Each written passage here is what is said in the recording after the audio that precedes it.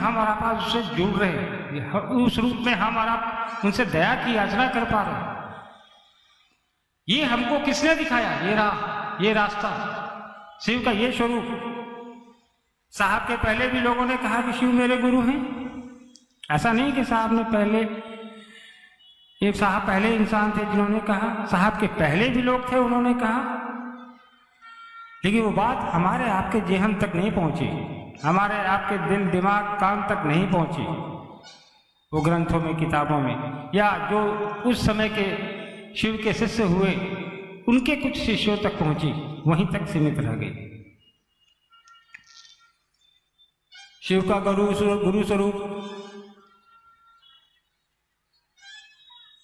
उनके शिष्य, कई पुस्तकों में चर्चा है, पुराणों में, शिव पुराण में। अगर जिसने भी पढ़ा होगा, देखा होगा, नाम है। ब्रह्मा और विष्णु ने कहा संभवे गुरुवे नमः। रामचरितमानस में या तुलसीदास जी ने क्या कहा? तुम त्रिभुवन गुरु वेद बखाना। तो महादेव के गुरु स्वरूप की चर्चा नई नहीं थी हमारे आपके बीच, उसकी स्थापना नहीं हुई है जो साहब और दीदी ने की। साहब ने कहा कि भगवान के रूप में हम और आप उसके पास जाते जरूर हैं, दुनिया की सारी शक्ति लेते हैं, अपने लिए सुख लेते हैं, धन लेते हैं, वैभव लेते हैं, गाड़ी, जो भी आपकी हमारी मंशा होती है, चाहत होती है, हम उनसे मांगते हैं। कभी मंदिरों में जाते हैं, शिवालयों में जाते हैं, इतने सारे शिव के यहाँ मंदिर है, वहां पहुंचते हैं,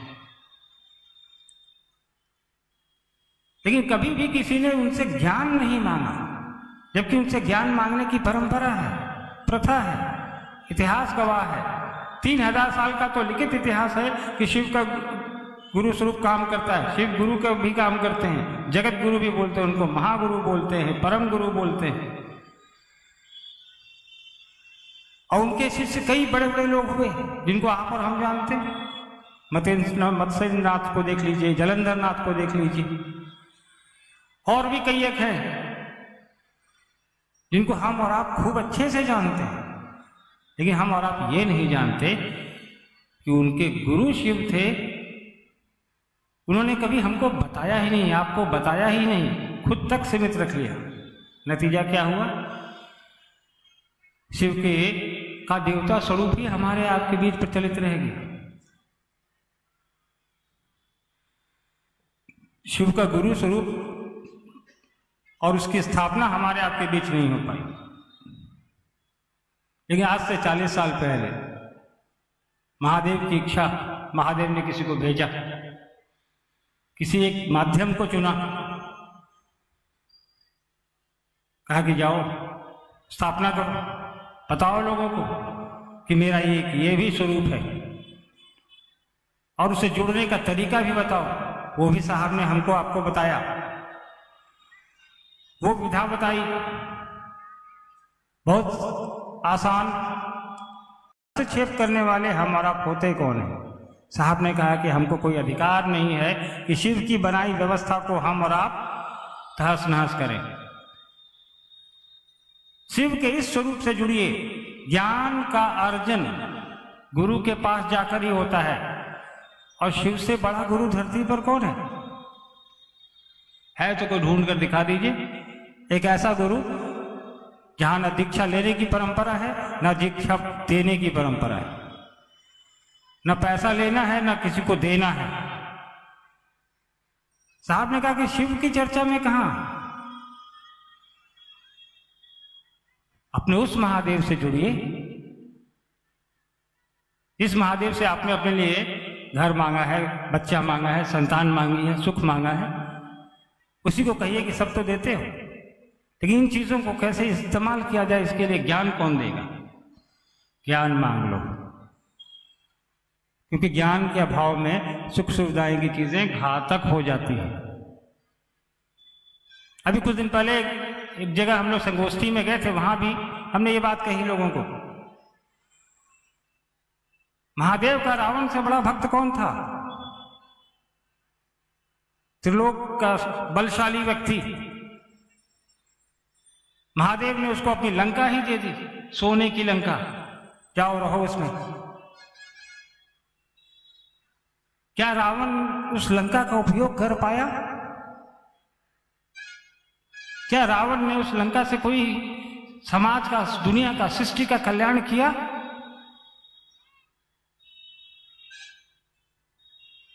रावण से बलशाली तो कोई नहीं था, हम और आप तो नहीं है। रावण से और उनका भक्त कोई नहीं। हजारों साल वो तपस्या करता था। हमारी आपकी उम्र तो आज है कल नहीं, हजारों साल की तो बात छोड़ दें। हमारी उम्र आपकी उम्र का क्या है? साहब कहते थे ना, पल भर का ठिकाना नहीं, सामान पूरे बरस का।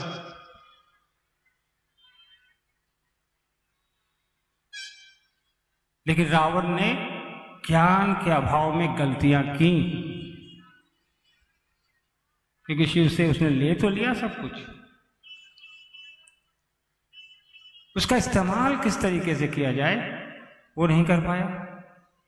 भक्त के रूप में लिया, भक्त के रूप में तो भगवान महादेव भोले बाबा कहते हैं, औघड़दानी है, कुछ भी देंगे, किसी को भी देंगे, जो मांगेगा उसको मिलेगा।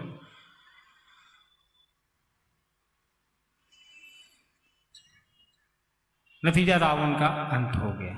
उसने एक गलती की और उसका अंत हो गया। इसलिए भक्ति हमारे आपके बस का रोग नहीं है। पूजा कर रहे हैं, हम भी करते हैं, आप भी करें, उसमें कहीं कोई रोक नहीं है। जिसकी पूजा करनी है उसकी करें, लेकिन गुरु के रूप में आप महादेव से जुड़ जाए। साहब ने 3 विधा बता दी, 3 सूत्र बताए, कोई चौथा सूत्र नहीं बताया। साहब ने कहा कि किसी को कुछ करने की जरूरत नहीं है, बस 3 सूत्र ही काफी है। 3 सूत्र में भी 2 सूत्र तो साहब ने जो आपको हमको दिया वो अपने लिए दिया। दया करने के लिए आप उनसे याचना करेंगे कि महादेव आप मेरे गुरु हैं, मुझ पर दया कर दीजिए। ये हमने अपने लिए करना है। नमः शिवाय से प्रणाम करते हैं, हम अपने लिए करते हैं। उसमें एक ही सूत्र है जो हम जनमानस के लिए करते हैं, अपने गुरु के लिए करते हैं, वो है दूसरे को बताना कि शिव मेरे गुरु हैं, आपके भी हो सकते हैं। तो ये 3 सूत्र मात्र। साहब ने कहा कुछ नहीं करना, 24 घंटे में मात्र जब समय मिले हमको आपको ये कर लेने का काम है। कोई बाध्यता नहीं रखी साहब ने कि तुम नहा के करो या बिना खाए करो या मंदिर में बैठ के करो। साहब ने कहा कहीं भी कर लो, जहां हो, जैसी अवस्था में हो, मन से विचार तुम्हारा घनीभूत होना चाहिए कि महादेव मेरे गुरु हैं। इस विचार को अपने मन में बिठाओ। मन में बिठाएंगे तभी विचारों में आएगा तो ही इसका परिणाम है। साहब को इतने साल क्यों लग गए? हमने वो दिन भी देखा है जब साहब और दीदी पूरी रात एक ही आदमी को बिठा के समझाते रहते थे, पूरी रात का खाना उसको खिला रहे, सुबह का नाश्ता करा रहे, फिर साथ में बिठा के गाड़ी में ऑफिस भी ले जा रहे हैं। तो अपने गुरु का काम, उनको जिस दिन महादेव को हम और आप अपना समझेंगे उस दिन ये काम हम और आप करना शुरू कर देंगे। आवश्यकता है बस अपना समझने की, जुड़ने का प्रयास करने की। और जब महादेव से जुड़ जाएंगे, उनके गुरु स्वरूप से हम और आप जुड़ जाएंगे, थोड़ा थोड़ा ही जुड़ने का प्रयास करें तो धीरे धीरे हो जाएगा। पत्थर पर रस्सी कैसे चलती है? रस्सी कमजोर सी चीज है, लेकिन बार बार चलती है तो पत्थर पे भी निशान पड़ जाते हैं। तो महादेव से जुड़ने का प्रयास धीरे धीरे ही हम और आप करेंगे ना, तो जुड़ जाएगा मन। नहीं जुड़ने का सवाल कहाँ है? जरूरत है हमको आपको प्रयास करने की। प्रयास करके देखिए। साहब कहते थे हमेशा, पुट टू टेस्ट एंड जज बाय रिजल्ट। प्रयास करके देखिए और उसका क्या प्रतिफल आता है, फिर उसके बाद निर्णय लीजिए। लेकिन प्रयास तो हमको आपको करना पड़ेगा। और उस प्रयास में क्या रखा है? निःशुल्क प्रयास है, 3 सूत्र करने हैं, कोई नया भगवान को नहीं कह रहे हैं साफ करने को, उस महादेव की बात करने को कह रहे हैं जो 10,000 साल से हमारे आपके इतिहास में है, जो किसी एक क्षेत्र में बंधा हुआ नहीं है, पूरी सृष्टि में उसकी पूजा होती है, उससे पुराना इतिहास किसी का नहीं है। तो साहब ने कहा कि उसी महादेव से जिसको तुम पूजते आए हो, हम पूजते आए हैं, जुड़ जाओ, तरीका ये बना लो। वो एक ऐसा भगवान है जिसकी सर्वत्र पूजा होती है, आज भी हो रही है, आगे भी होगी, जिनके नाम पर कोई विवाद नहीं है, जिनके नाम पर कोई नहीं कह सकता कि उनसे बड़ा कोई है, सर्वश्रेष्ठ है। सारी दुनिया के भगवान भी उनको देवता महादेव बोलते हैं। तो जब नवादा जिला का, समझिए इस बात को, जब नवादा जिला का सबसे बढ़िया स्कूल आपको फ्री में एडमिशन देने को तैयार है, कराओ, एडमिशन लो, पैसे नहीं लगने हैं, तो क्यों इधर उधर हम भटक रहे हैं भाई साहब? महादेव का गुरु स्वरूप, महादेव की पाठशाला, साहब ने रास्ता बता दिया हम लोग को, तरीका बता दिया हम लोग को, गुरु जी को दिखा दिया हम लोगों को, फिर संशय किस बात का? आज आप यहां बैठे, इतनी बड़ी संख्या में यहां बैठे, यह बताता है कि आपको यह एहसास है कि महादेव गुरु का काम करते हैं, तभी आप यहां बैठे। आपको किसी ने बुलाया नहीं है पैसे देकर, आप अपनी स्वेच्छा से आए हैं, यह सोच कर आए हैं कि हमारे गुरु की वहाँ बात हो रही है, महादेव की बात हो रही है, चलते हैं वहाँ, सुनेंगे कुछ, सुनाएंगे कुछ, गुरु भाई बहनों से भेंट हो जाएगी, मुलाकात हो जाएगी, गुरु चर्चा हो जाएगी। आप तो अपना पैसा लगा के यहाँ तक आए, हो सकता है इसके आयोजन में भी आपने सहयोग किया होगा। तो यह बताता है कि शिव का गुरु स्वरूप का जो है कि व्याप्ति जो है ना हमारे आपके और जनमानस के मन में है, बस जरूरत है उसको बताने की, उसको जगाने की। साहब ने क्या किया, हमको आपको जगा दिया कि महादेव की पूजा करते हो, उसको गुरु भी बना लो, और जाग गए। साहब की बात हमने आपने समझी,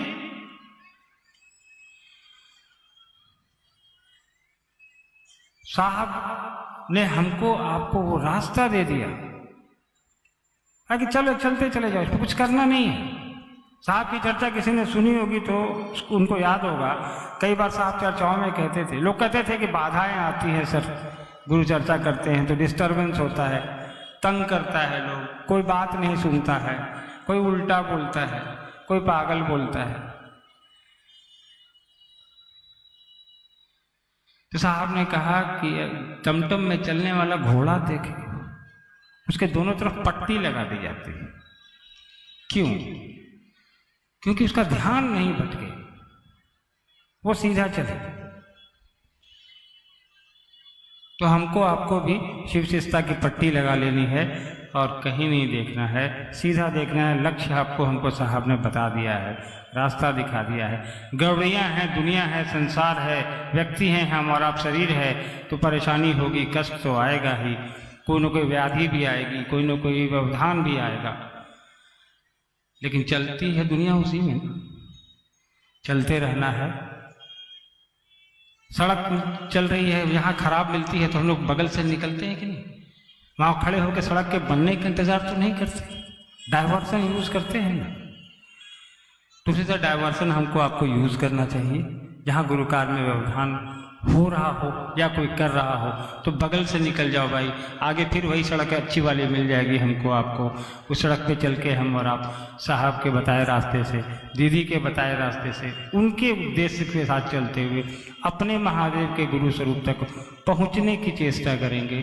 और देखेंगे आप और हम एक दिन वहाँ हमारा आपका मन पहुँचेगा और निश्चित पहुँचेगा। ये आपको अनुभूत होगा, महसूस होगा, आपकी अनुभूति आपको खुद बताएगी कि तुम्हारे अंदर वो चीज़ें जो तुम ढूंढ रहे थे वो प्रस्फुटित हो रही है। क्योंकि ऐसे भी कहा जाता है कि गुरु अपने चेला को अपने जैसा बनाता है। तो हम और आप किसके चेला हैं?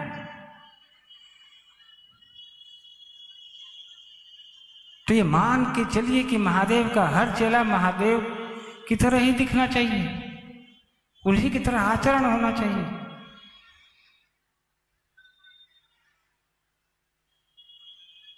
साहब ने भी तो कहा